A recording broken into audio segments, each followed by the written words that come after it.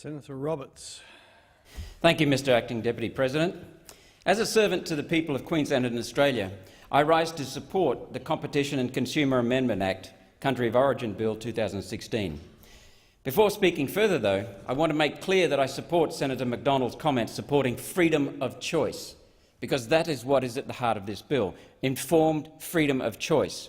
I also support his comments on the barrier reef. This bill, though, seeks to clarify and improve consumer law by amending the Schedule 2 of the Competition and Consumer Act 2010. The bill is primarily intended to simplify the tests used to justify a country of origin made in claim by clarifying what the phrase substantial transformation really means and removing the 50% production cost test. This bill then tightens the definition of what is really Australian-made in the country of origin food labelling requirements. It makes country of origin or Australian-made legitimate. I understand, Mr Acting Deputy President, that this bill forms part of the government's broader country of origin labelling package, previously agreed by the states, along with the country of origin food labelling information standard 2016, which commenced last year. Currently, the definition of Australian-made is based on having at least 50% Australia production cost, which leads to misleading labelling of foreign foods as made in Australia, when in fact they may have only been minimally processed in Australia. Under this bill, the country of origin labelling requirements for food will be strengthened and moved to an information standard under the Australian consumer law.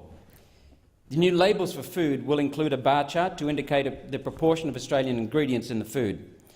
As part of this process, foods grown, produced or made in Australia will be identified by the traditional kangaroo and a triangle Australian-made symbol. I congratulate the government for adopting this measure, as this is exactly the approach Pauline Hanson's One Nation Party has been advocating as policy for many years. As a One Nation Senator for Queensland, I am strongly committed to supporting Australian-grown, packaged and manufactured goods and products, and our party is strongly committed to identifying and promoting genuinely Australian-made products and exposing bogus Australian-sounding imports as frauds. Of course, Mr Acting Deputy President, this bill is just the latest in a long line of excellent One Nation policies adopted by the government. Wait, just remember, there is another one, and that is coal-fired power. What a remarkable change in just 3 months. Sadly, our own Queensland Premier says no more coal-fired power stations. So, Mr Acting Deputy President, I can only express my hope that this bill is but the next of many more One Nation policies that the government will choose to adopt in the future. However, Mr Acting Deputy President, one pressing issue regarding food imports that this bill does not consider is the allowing of contaminated foodstuffs into Australia and the blending of imported foodstuffs with Australian produce in bonded warehouses prior to importation. This wholly inappropriate practice, which may only be revealed on the label of foodstuffs as contains mix of Australian and imported ingredients, needs to be prohibited. Perniciously, in the case of peanuts, for example, I understand that this blending prior to import inspection is done because the much cheaper imported ingredients contain levels of contaminants which do not meet Australian health standards. Peanuts are notorious for absorbing any available cadmium from the soil in which they grow. Cadmium is a toxic heavy metal which accumulates in the human body and is a major cause of adult kidney failure. Thanks to the clean, unpolluted Australian environment, Australian-grown peanuts contain no cadmium, while Chinese peanuts, as a result of their proximity to polluting Chinese heavy industries, may be heavily contaminated with this poison. Because of the serious health risks that they pose, contaminated Chinese peanuts should be considered a prohibited import, Mr Acting Deputy President. Reprehensibly, in order to maximise profits, unscrupulous importers have sought to subvert Australia's food health standards and import restrictions by importing these cheap, cadmium-contaminated Chinese peanuts. And I understand blending them with cadmium-free Australian peanuts in bonded warehouses prior to customs inspections. Food that is imported into Australia is regulated by the Imported Food Control Act 1992 and the Imported Food Control Regulations 1993. Together, these statutes provide for the food inspection scheme. Currently, all imported peanuts are classified as a risk food as a result of the danger of cadmium contamination. Even though all food products ultimately offered for sale in Australia must meet our health standards, experts have argued that in some areas, such as heavy metal contamination, health regulations may reflect 1950s acceptable contamination limits and are seriously out of date.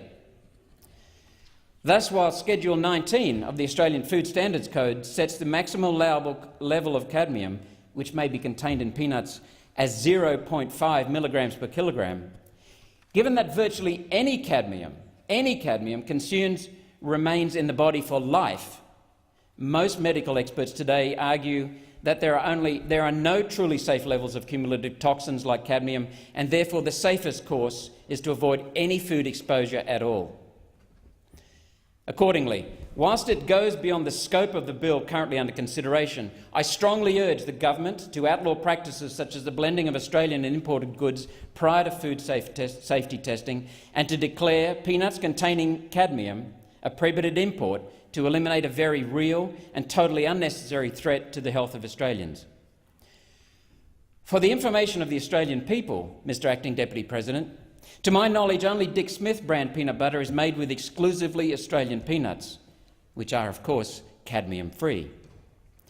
Until such time as this issue is addressed and cadmium-contaminated peanuts are declared a prohibited import, I urge all Australians who value their kidneys to read the country of origin label on peanuts and eat only safe Australian-grown peanuts, and consider buying only Dick Smith brand peanut butter.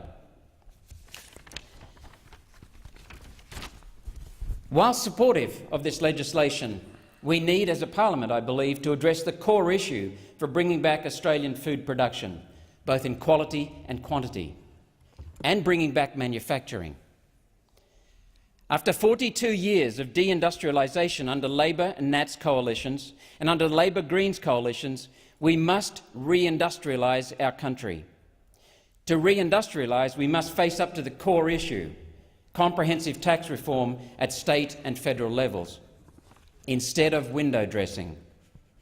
Further, to continue with Senator McDonald's comments on the fishing industry, it's my understanding that this is the largest island in the world in which we live, and that we yet import almost 3/4 of the seafood we eat, and all Australian farmers, fishermen and manufacturers want is a fair go. Ultimately, this bill gives people informed freedom of choice.